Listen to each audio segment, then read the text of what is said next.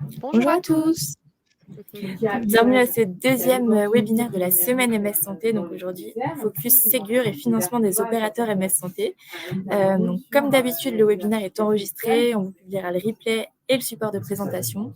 Et n'hésitez pas à utiliser l'onglet questions pour poser vos questions aux intervenants. Voilà, je leur passe la main et puis bon webinaire à tous. Merci Elodie. Bonjour à tous. On est ravis de vous retrouver pour ce webinaire financement des opérateurs MS Santé. Donc, on va évidemment revenir sur ce sujet, l'avancement du chantier, et puis on prendra en effet vos questions. Donc, faites très attention parce qu'il y a deux onglets. Allez bien dans l'onglet questions. Ça nous permet de pouvoir les voir plus facilement et donc ne pas les poser dans le chat. Donc le webinaire est enregistré, hein, comme d'habitude et en fait, dès qu'on aura fini la séance, vous recevrez un lien pour pouvoir consulter, le replay. Donc aujourd'hui, on va vous faire ce webinaire à plusieurs voix. Donc moi-même, Anne Laurin de l'équipe déploiement MS Santé à l'Agence numérique en santé. Et puis je serai accompagnée d'Édouard Brie et de Mike Gay, voilà, qui sont côté espace de confiance, voilà, équipe technique sur Monde MS Santé. Et nous allons vous projeter une petite vidéo introductive sur nos activités en 2021 et nos prochains jalons en 2022.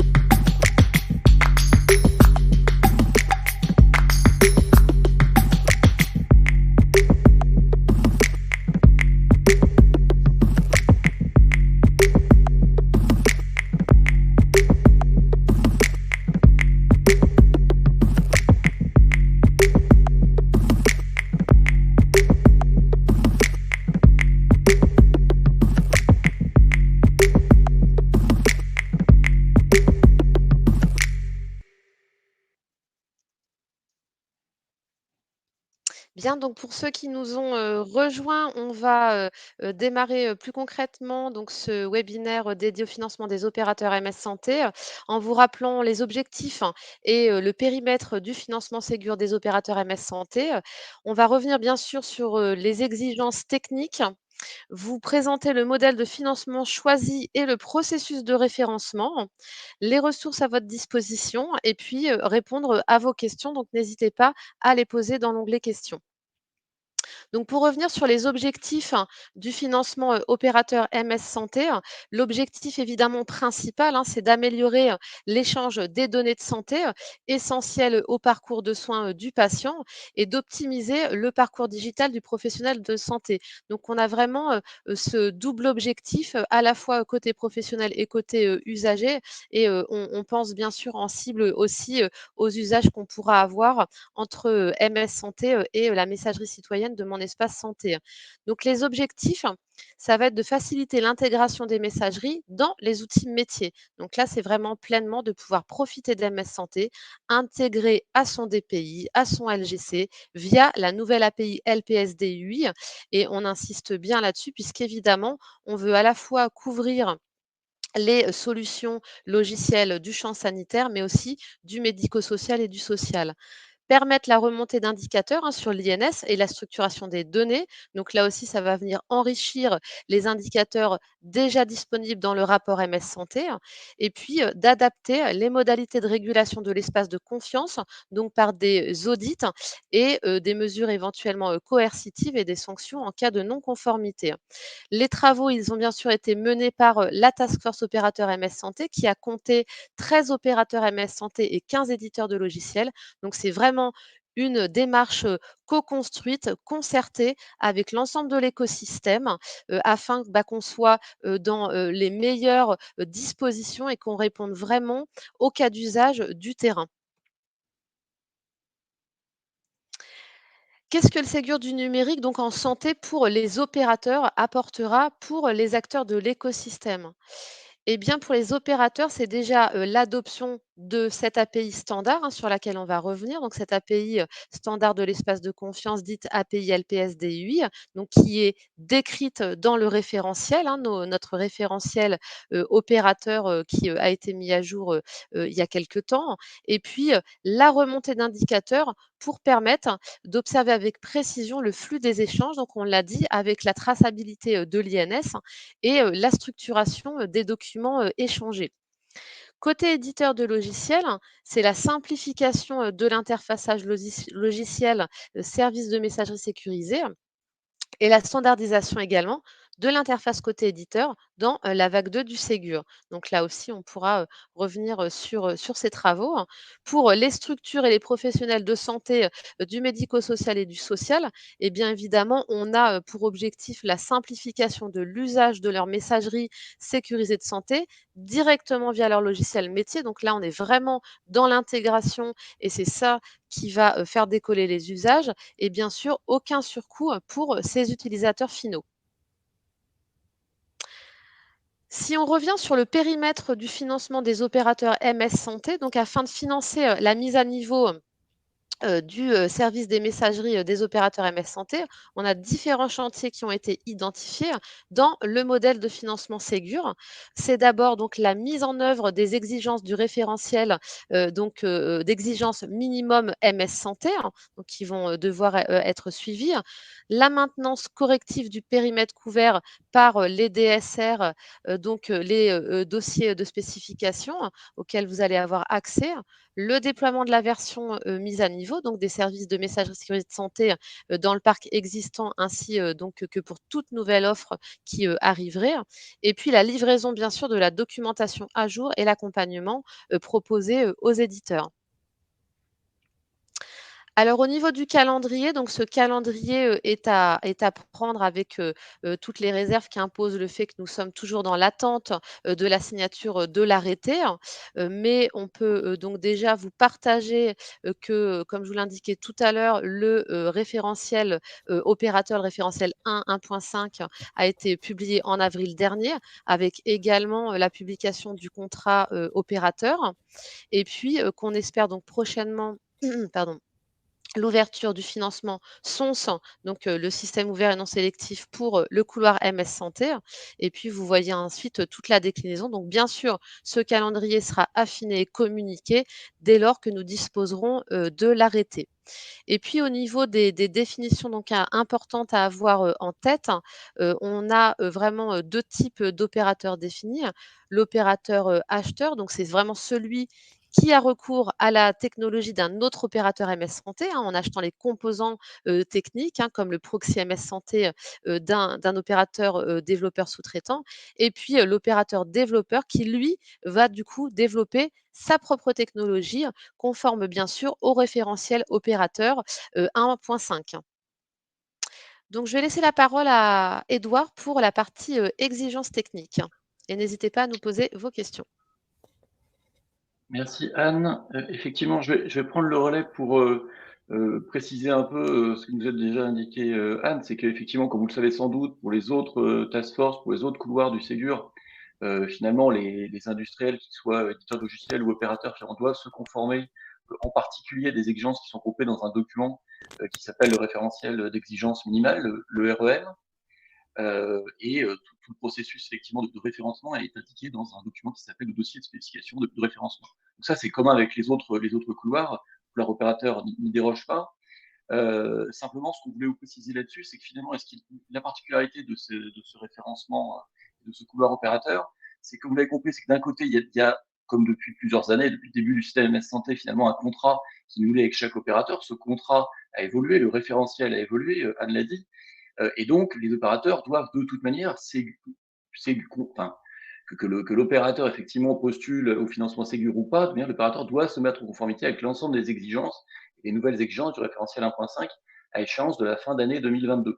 Pour autant, ceux qui veulent en parallèle postuler au Ségur pour profiter des financements adhérents, eux, effectivement, vont attester de la conformité à un sous-ensemble des nouvelles exigences du référentiel 2, à savoir justement cette fameuse API LPS D8 qu'on va détailler dans les slides suivantes, et puis ces éléments aussi nouveaux qui sont travaillés avec le Ségur, les fameux indicateurs d'usage. Donc c'est ça qu'il faut bien comprendre, c'est que d'un côté, il y a deux fils finalement de mise en conformité, l'une avec l'ensemble des exigences du référentiel, et puis un sous-ensemble qui est concerné par ce REM et qui fait l'objet d'un financement à la clé. Si je poursuis, voilà, donc là l'objectif c'est de rappeler alors succinctement effectivement de quoi on parle quand on parle d'API LPS. Je vais pas refaire l'historique de l'espace de confiance, mais juste pour dire que c'est un schéma effectivement, je sais pas si vous voyez ma souris, mais en tout cas qui est connu et qu'on a dans différents documents. Vous avez ici représenté autour de l'espace de confiance l'ensemble des opérateurs ou des types d'opérateurs qui peuvent échanger entre eux et qui hébergent des boîtes aux lettres. Donc ça, c'est un système qui est connu depuis 2014, qui fonctionne, qui est l'objet du référentiel 1 et qui effectivement ne bouge pas fondamentalement dans la version 1.5. Par contre, ce qu'on a voulu faire effectivement avec la version 1.5, c'est de standardiser ou de mettre un cadre, en tout cas, pour les échanges entre les logiciels métiers qu'utilisent les professionnels en ville ou à l'hôpital et les différents opérateurs, puisqu'on n'avait pas d'interopérabilité entre ces acteurs-là, alors qu'on avait bien une interopérabilité entre les opérateurs. Donc, et ce qu'il faut comprendre, c'est que c'est une mise en conformité qui va se faire en deux temps. C'est-à-dire que aujourd'hui, on parle effectivement de la mise en conformité des opérateurs avec le financement de la task force opérateur, ce qui va permettre aux opérateurs de se préparer, en particulier pour mettre à disposition cette nouvelle API LPS. Dans la vague 2 du Ségur, côté éditeur de logiciels LPS, ceux-ci vont avoir aussi des exigences MS Santé nouvelles pour justement être en capacité de se connecter pour aller consulter ou envoyer des messages à travers ces nouvelles API LPS des opérateurs. Si maintenant on regarde plutôt le schéma qui est peut-être un peu petit, mais en bas à droite, concernant les API LPS, pour ceux qui ne visualiseraient pas ce que c'est par rapport à l'existant, ce qu'on présente là, c'est envers un opérateur qui, lui, échange classiquement avec l'espace de confiance et d'autres opérateurs à droite. Et ce qu'on a ajouté, ce qu'on a standardisé, c'est cette API LPS en rose qui finalement dispose de deux points d'entrée sur lesquels on a standardisé le protocole d'échange. On est justement cette interopérabilité. Et on a défini deux points d'entrée, tous les deux en IMAP SMTP, en termes de protocole d'échange pour envoyer et recevoir des messages. Et la particularité, on a aussi défini les moyens d'accès, les moyens d'authentification des acteurs. Et ce qu'on a acté, c'est que pour les boîtes aux lettres, pour ceux qui connaissent les boîtes aux lettres personnelles, les boîtes aux lettres organisationnelles, qui sont accédées par des personnes physiques, le seul moyen d'authentification qui sera autorisé à terme sur cette API LPS, qui est autorisé, c'est bien une authentification via ProSanté Connect, c'est-à-dire par carte CPS ou par carte virtuelle ICPS. Et pour la filière des boîtes aux lettres applicatives, où c'est plutôt un logiciel qui se connecte à la boîte aux lettres, là, ce sont des certificats logiciels de l'IGC Santé qui ont été retenus comme moyen d'authentification. Donc là, vraiment, on a un cadre maintenant qui est vraiment standardisé, qui va surtout être utilisé et implémenté dans le cadre libéral, ce qui est particulièrement attendu. Par contre, dans le cadre établissement, on laisse dans le référentiel la possibilité, c'est la brique que vous trouvez en haut de l'opérateur, la possibilité soit d'utiliser d'autres interfaces, mais qui n'ont pas un besoin d'interopérabilité, parce que c'est-à-dire que on est avec un établissement où finalement le client et le serveur peuvent être détenus par justement l'établissement et maîtrisés par l'établissement. Et là, ce qu'on dit, donc d'autres interfaces, avec d'autres protocoles et d'autres moyens d'authentification sont possibles pour peu qu'ils respectent le référentiel de la PGCC en termes de moyens d'authentification. Donc ça, c'était pour faire court sur ce que c'est que cette nouvelle API EPS. Si je poursuis, pour finir sur l'exigence technique au sens large, donc ce qu'on vous a dit, c'est que finalement, fin avril, on a publié à la fois une nouvelle version du contrat opérateur et du référentiel 1, 1.5. Donc, qu'est-ce que contiennent ces évolutions? Mais ça, vous le savez sans doute déjà. Pour le contrat opérateur, et on en a parlé tout à l'heure, c'est justement là-dedans qu'on voit toutes ces modalités de renforcement de sanctions peu plus gradué que ce qu'on pouvait faire jusqu'à présent en cas de non-conformité à l'exigence du référentiel. C'est là où aussi on détaille les modalités des procédures d'intégration à l'espace de confiance qui ont un peu changé, où maintenant on a véritablement un environnement de test en amont de l'arrivée en production, dans l'espace de confiance de production. Effectivement, on détaille aussi les modalités de contrôle qui vont être enrichies de la part de l'ANS versus les opérateurs, et puis aussi des modalités de résiliation du contrat par l'ANS qui étaient un peu contraignantes jusqu'à présent. Voilà, donc en tout cas, si vous ne l'avez pas déjà fait, puisque ce contrat fait partie des pièces justificatives qui doivent être présentées par l'opérateur dans la procédure de référencement ou du moins de financement de la task force opérateur, évidemment, je vous invite à prendre connaissance de ces nouveaux contrats qui sont sur le site mssanté.fr et évidemment du référentiel 1 qui est une annexe au contrat et qui détaille évidemment le détail de ces procédures. Et je vais passer la parole à Mike pour rentrer plus dans les détails sur les modèles de financement qui ont été retenus dans le cadre de cette task force opérateur et puis de ce processus aussi de référencement avec le calendrier associé. Alors, bonjour à tous. Je ne sais pas si vous m'entendez bien. Très bien. Ok, parfait.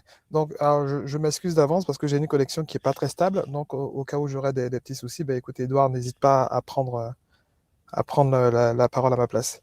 Alors, effectivement, sur la slide suivante, alors, je veux bien qu'on la passe. Alors, tu peux passer avec la flèche de droite sur le... Oui. Okay. Très bien. Là, je pense que c'est bon. Alors, effectivement, ici, on rentre un peu dans le détail du financement qui est proposé sur cette task force.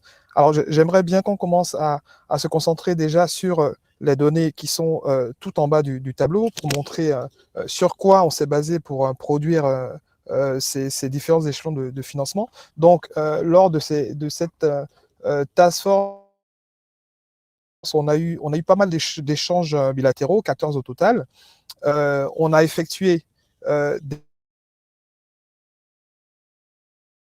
en retour, ce qui était pas mal. Et bien entendu, sur ces questionnaires qu'on a pu fournir aux opérateurs qui étaient présents dans cette task force, ben voilà, on s'est basé sur 8 barèmes de financement. Ce qu'on appelle les barèmes de financement, c'était un peu ce que leur coûtait les développements et le déploiement des différents types de balles, donc applicatives, org et personnel. Et donc, en haut à droite, ben, vous retrouvez le résultat de toute autre machinerie de calcul et d'échange sur le financement des différents types de balles. Donc, on est sur du hors-taxe, bien entendu. Donc, sur les balles applicatives, on est sur du 58 €, 33, de la balle organisationnelle, du 20,83 € et de la balle personnelle, qui est un plus petit montant, qui est à 5. Donc, juste pourquoi ces différents échelons? Parce que forcément, derrière, sur la production et le déploiement de ces différents types de balles, ben, il y a une complexité qui est graduée. Donc, l'applicative qui est la plus complexe, l'org, et ensuite, on finit sur la personnelle.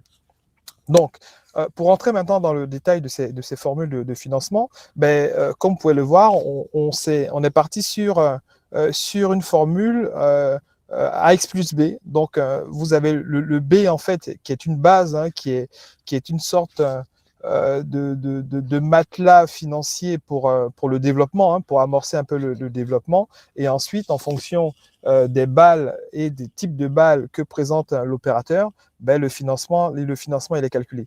Donc, comme vous pouvez voir la formule qui est en rouge, donc c'est une somme de financement et du nombre, plus la base qui va donner le financement total auquel pourra prétendre l'opérateur sur ce financement opérateur. Donc, il faut savoir qu'il y a un plafond quand même qui est posé, qui est de 250 000 € hors taxe, parce que effectivement, certains profils d'opérateurs auraient pu prétendre plus haut, mais on a trouvé légitime qu'il y ait une limite effectivement à ce bon. Donc, je pense que pour le reste, c'est assez porteur. Donc, voilà, un financement pour le nombre de balles applicatives, également pour les balles organisationnelles, et idem pour les balles personnelles. Je veux bien qu'on passe... Merci.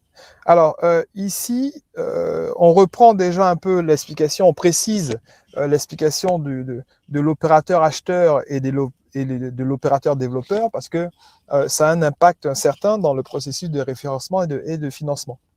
D'accord, donc je sais que, enfin, ça a été un peu précisé, mais je souligne, je force un peu le trait. Donc, ici, la notion d'opérateur acheteur, ben, c'est forcément déjà un opérateur en son nom propre, hein, bon, voilà, c'est de la redite, mais bon, voilà, qui sous-traite, d'accord, son connecteur MS Santé, son proxy, voilà, entendez par proxy, connecteur MS Santé, auprès d'un autre opérateur qui, lui, le développe. Voilà, c'est très important la notion d'opérateur développeur ici, parce que un opérateur qui sous-traiterait son connecteur MS Santé à une entité qui elle-même n'est pas opérateur, ben cet opérateur acheteur serait considéré comme un opérateur développeur. Donc c'est très important de faire ce distinguo avec sous-traitant qui n'est pas opérateur et sous-traitant qui lui-même est opérateur. Donc voilà.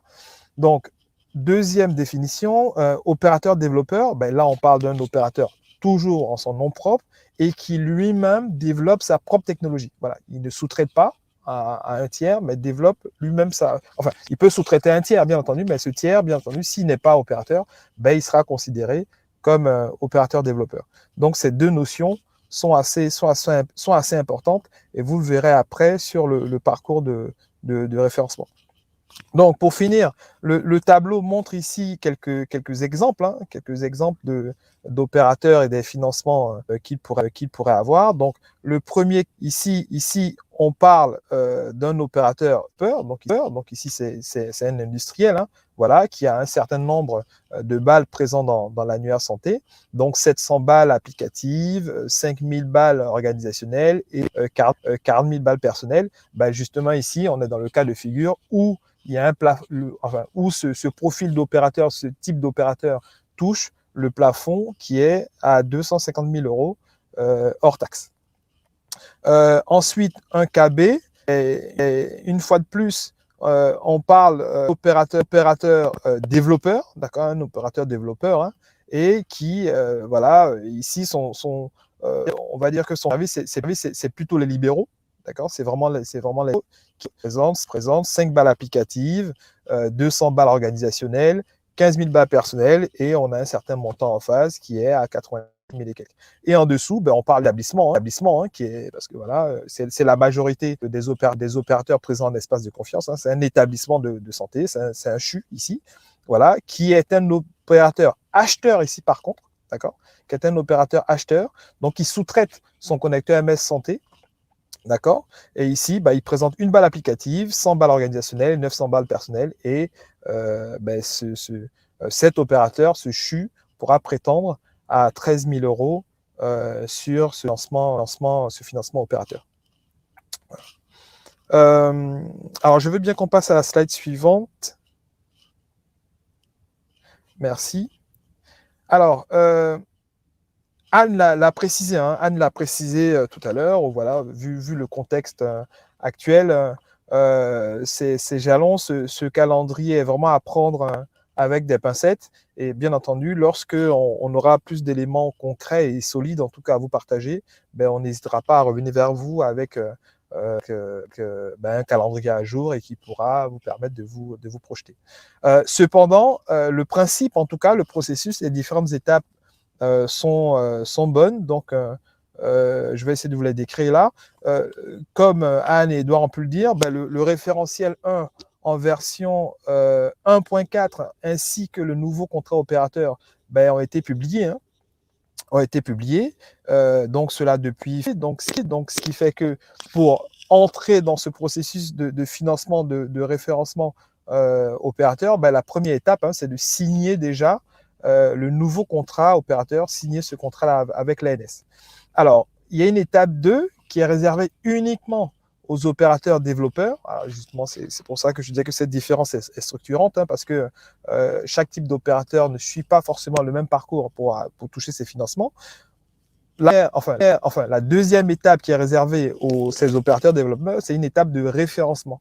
Alors, le référencement ici, il s'agit de quoi? Il s'agit de mettre à niveau le connecteur MS Santé, mettre à niveau son architecture technique et se faire référencer auprès de l'ANS pour pouvoir ensuite le proposer à d'autres opérateurs acheteurs. Bon, ça, une fois cette étape des opérateurs développeurs effectuée, on passe maintenant à la partie de l'ASP, qui est l'enrôlement auprès de l'ASP, où il faudra bien entendu produire certains justificatifs. Alors cette étape 3 couvre autant les acheteurs que les développeurs. À la seule différence près ici, c'est que les opérateurs développeurs qui seront référencés vont se présenter à l'ASP avec les pièces justificatives de leur architecture et les opérateurs acheteurs vont se présenter à l'ASP avec les pièces justificatives de leur fournisseur de connecteurs MS Santé. Voilà, c'est pour ça que l'étape 2 est importante. Donc, cette pièce justificative que propose le développeur, il va pouvoir aussi la fournir à son client qui est acheteur, qui pourra s'enrôler auprès de l'ASP.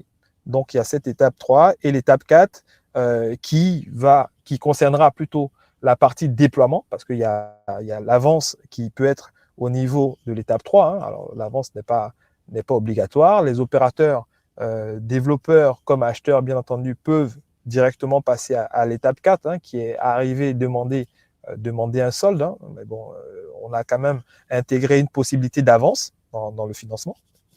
Une possibilité d'avance. Donc, pour résumer, on peut directement passer à l'étape 4. Ça sera en fonction de chacun.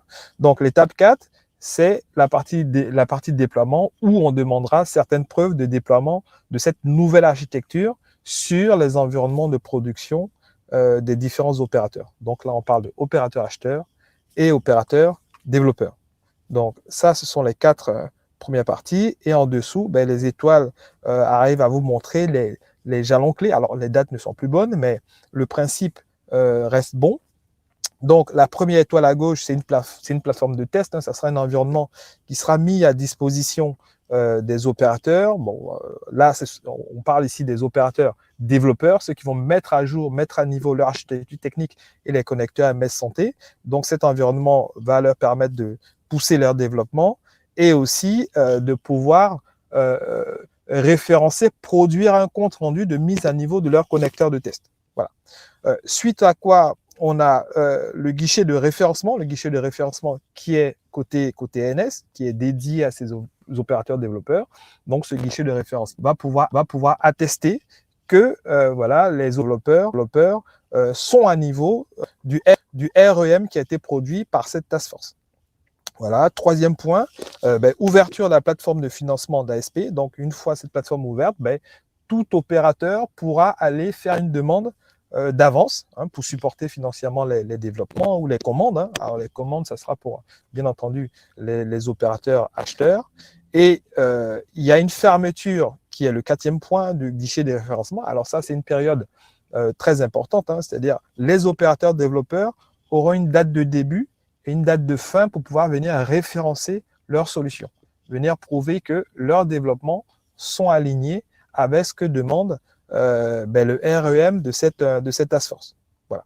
Donc, 4e point, fin du guichet de référencement. Comme je dis bien, c'est dédié aux opérateurs développeurs. Et bien entendu, de la période de octobre jusqu'à fin février, si c'était la bonne date, donc on s'entend, aurait eu lieu la période de déploiement de cette nouvelle architecture sur les environnements de production de tous les opérateurs qui viennent demander le financement Ségur pour ce couloir. Et il y aurait une fin de demande, une date de fin de demande de solde qui aurait été positionnée au mois de février. Mais bien entendu, aujourd'hui, on n'est plus sur ces dates-là. Malheureusement, on n'a pas encore de nouvelles dates à vous proposer, mais ça ne saurait tarder. Alors, merci, je vais bien, voilà. Effectivement. Merci. Donc, on parle de ressources qui sont à vos dispositions. Hein. Donc, déjà, le premier lien qui pointe vers notre site MS Santé, vous avez les comptes rendus et les supports qui ont été utilisés, qui ont été produits et utilisés lors des différentes task force MS Santé, dont la task force qui a commencé en décembre 2021 et qui s'est terminée début avril, si ma mémoire est bonne. Donc, vous avez vraiment toutes les ressources à disposition, les comptes rendus, les replays, et aussi les supports, comme je disais. Pour plus d'infos sur le Ségur et justement le couloir opérateur, ben, vous avez le site e-santé.gouv qui présente pas mal de documentation. Alors aujourd'hui, forcément, cette page dédiée n'est pas encore terminée parce que bon, il nous manque encore des informations, ne serait-ce que les nouveaux jalons à vous proposer. Et la troisième ressource, ben, qui abrite le contrat opérateur V2 et le référentiel, la dernière version du référentiel, la version 1.5. Donc ça, par contre, c'est de la documentation qui est publiée depuis le 22 avril dernier. Bon, pour ceux qui n'auraient pas encore connaissance, je vous invite fortement à aller consulter ces documentations. Donc voilà, je pense qu'on passe à la phase de questions-réponses. Alors moi, je n'ai pas parcouru le chat, mais je pense que... Alors, dans l'onglet questions, on a un certain nombre de questions que je vais vous remonter. Donc, un opérateur acheteur qui l'est en tant que grade rentre dans le cas C. Alors, je ne sais pas, on peut peut-être se remettre, si vous voulez, je peux rétro-pédaler et me remettre sur les cas. Voilà, hop, je fais les trous. C'était avant. Ici, voilà. Et donc, du coup, voilà, je vous laisse répondre. Alors, tu peux reprendre la question, s'il te plaît? Alors, un opérateur acheteur qui l'est en tant que grade, donc un grade, du coup, rentre-t-il dans le cas numéro C?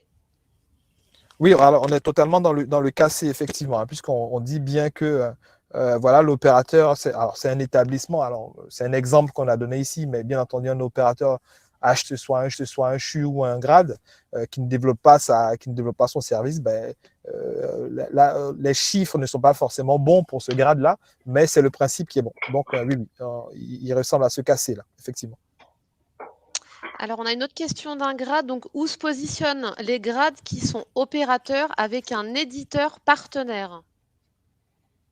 Alors, la question, c'est est-ce que l'éditeur partenaire est opérateur en son nom propre?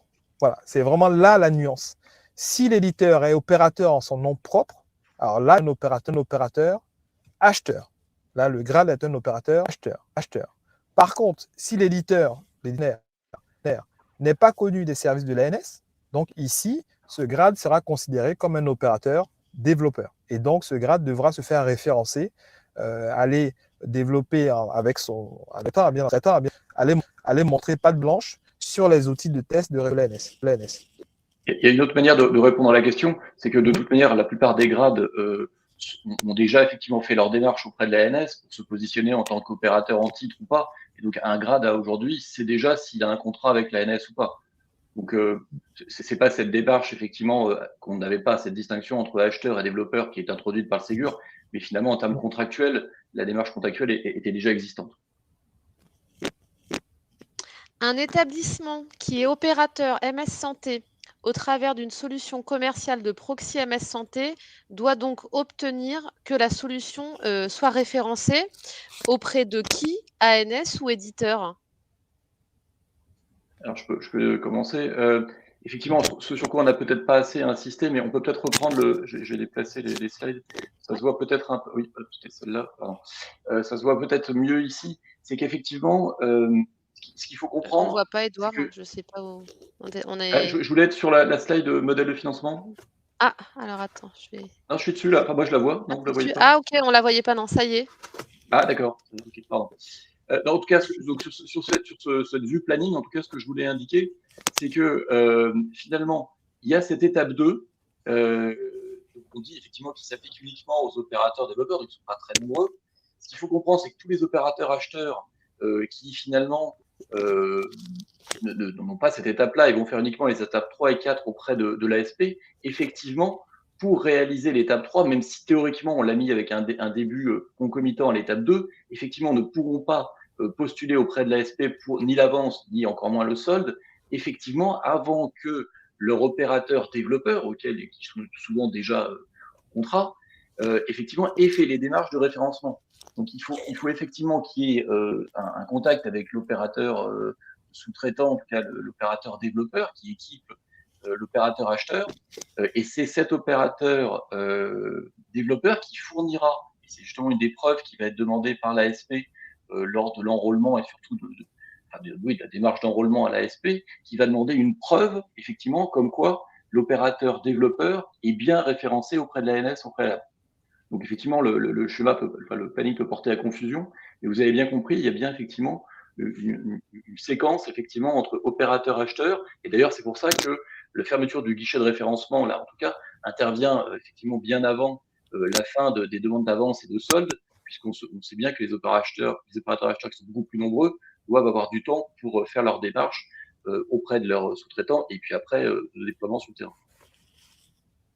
Alors les indicateurs dont on a parlé là pour les documents structurés et l'INS sont ceux attendus comme indicateurs du programme SunES volet 2. La question est, si je comprends bien, est-ce que ces indicateurs donc, seront fournis par les opérateurs au plus tard fin octobre?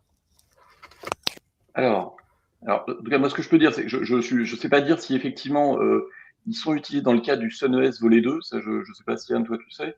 Mais par contre, Oui, ce que je peux ça dire d'un rentre. point de vue espace de gouvernance et de la santé, de toute manière, ces indicateurs-là, effectivement, les opérateurs ont au plus tard jusqu'à la fin d'année, donc c'est fin décembre, pour se mettre en conformité avec le référentiel. Donc, effectivement, à partir de, normalement, tous, en théorie, à partir de janvier 2023, vont commencer à envoyer ces nouveaux indicateurs à l'ANS pour que nous, on puisse les consolider et les publier.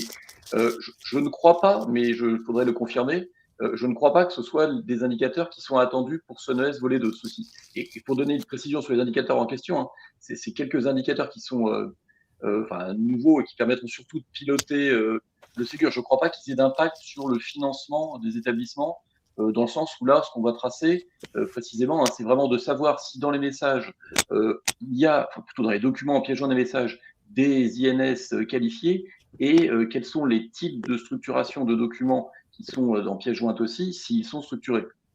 Donc c'est vraiment plus à une visée, il me semble, indicateur de déploiement, on va dire, qu'une visée financement. C'est peut-être à confirmer, Anne, je ne sais pas si tu en sais plus. Oui, bah, même avec David, il faudrait qu'on repointe. J'ai pas les docs sous les yeux, mais il y a, il me semble, notamment quand même des indicateurs, des cibles pour justement le partage, par exemple, de compte rendu de biologie en structuré, CDR de niveau 3 et donc du coup, ce serait un moyen de peut-être alors, savoir ouais.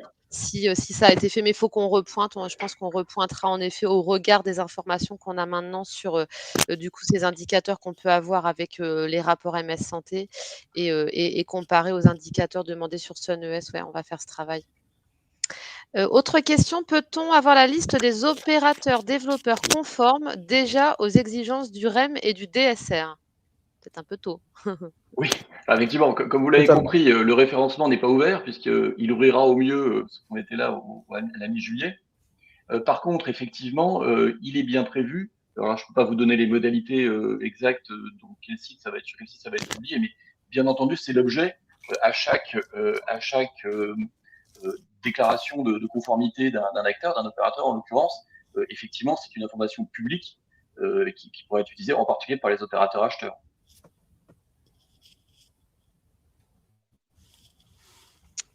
Alors, en tout cas, c'est la dernière question qui était inscrite. N'hésitez pas, il nous reste du temps. N'hésitez pas à poser vos questions dans l'onglet questions, si vous en avez un.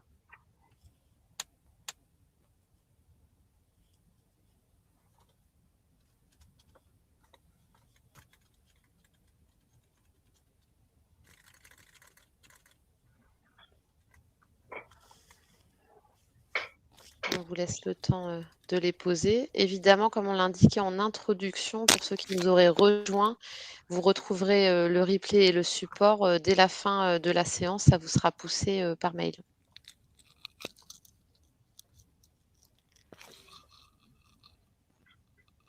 Pas d'autres questions? Je ne sais pas si en attendant qu'il y ait des questions, est-ce qu'Edouard, Mike, est-ce que vous avez des compléments à apporter éventuellement? Alors là, comme rien de particulièrement, rien de particulier, devrais-je dire. Non, en plus, Edouard a précisé la mise en conformité au référentiel 1. Effectivement, c'est quelque chose sur lequel peut-être il faudra insister. Juste préciser que voilà, il y a un délai de mise en conformité de ce référentiel 1 qui a démarré justement avec la publication à fin avril. Et il est toujours bon de préciser que tout opérateur qui sera conforme à ce référentiel 1 sera conforme au REM qui sera produit par cette task force. Donc, qui peut le plus, peut le moins, sachant que, voilà, Edouard l'a dit, hein, mais le REM est un sous-ensemble, un petit sous-ensemble, si je peux utiliser l'expression, de ce référentiel 1 qui a été publié en avril.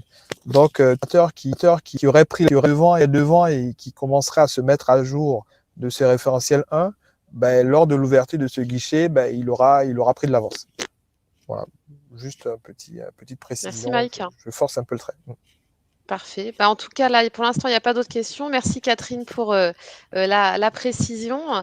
Je pense en effet que peut-être pour beaucoup, c'est une première prise d'information. Donc, comme on vous l'a dit, on attend aussi que le calendrier soit sec et il y aura forcément du coup d'autres communications de notre part. Donc, bien sûr, on ne manquera pas de prévoir un nouveau webinaire pour vous partager l'avancement et notamment le calendrier et répondre à de nouvelles questions une fois que vous aurez pu bien vous approprier la démarche. Les questions viendront certainement de façon plus fournie. Écoutez, s'il n'y a plus de questions, on va vous remercier de votre participation. Merci Edouard, merci Mike, merci Elodie. On vous dit à très bientôt. Et puis encore une fois, vous pouvez retrouver tous les replays sur isanté.gouv.fr et la semaine MS Santé continue. Donc voilà, vous aurez des informations sur les réseaux sociaux et il y a encore des événements prévus toute la semaine. Merci à tous et très bonne fin de journée. Bon après-midi. Merci. Merci, À bientôt. à bientôt. Au revoir.